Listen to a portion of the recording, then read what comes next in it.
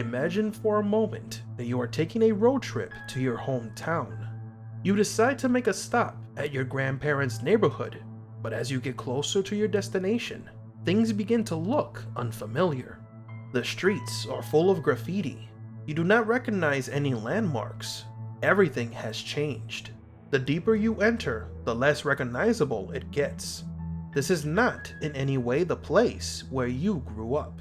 I'm not talking about superficial changes that occur naturally over time, but rather missing buildings and even streets. A rational conclusion that comes to mind is that maybe you took a wrong turn somewhere. But what if you didn't? What if you are in the right place, but in the wrong dimension? Today, we're going to take a look at the mysterious case of Carol Michelini. Carol Michelini is a woman who claimed to have traveled to a parallel world during a road trip through the state of California. She decided to pay a visit to her hometown of Riverside, the cemetery where her grandparents lay, and her old house. For years, she would take this trip of visiting her roots, but during one of these trips, she got caught up in a massive rainstorm, forcing her to check into a hotel overnight. The next day, when she arrived at Riverside, she noticed something strange. Nothing in the town looked familiar. For a moment, she thought she took a wrong turn somewhere, but her map confirmed that she was in the right place. The roads were completely different from the last time she visited. She drove to her grandparents' house, and to her surprise, there was nothing there. No sign that a house was ever built there. Things got worse when she arrived at the cemetery. Not only was the layout totally different, but her grandparents' graves were gone. Carol was convinced that she had to have been in the wrong place. She then decided to find her old high school and university, but things didn't fare any better. The streets were desolate and full of graffiti.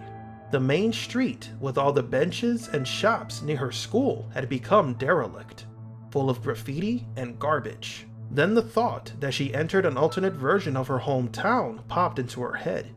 She was in the right city, but in the wrong dimension. There were some people in the area looking at her, but she did not dare to speak to any of them.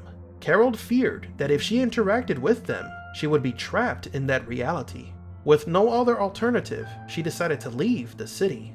She drove for hours until she finally arrived at an area that she recognized and was able to exit the city. Years later, Carol's father passed away, and the family decided to bury him at the Riverside Cemetery with his parents. Carol reluctantly accompanied her family to the city. However, this time, everything was back to normal. The city streets were as she remembered as a child. The buildings were back to normal, even the cemetery with her grandparents' graves.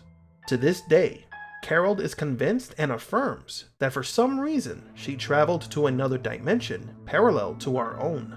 Now then, what are the chances of this story being real? There are indications that this story is made up. All that exists is a name. There are no interviews or official records, only stories on the internet.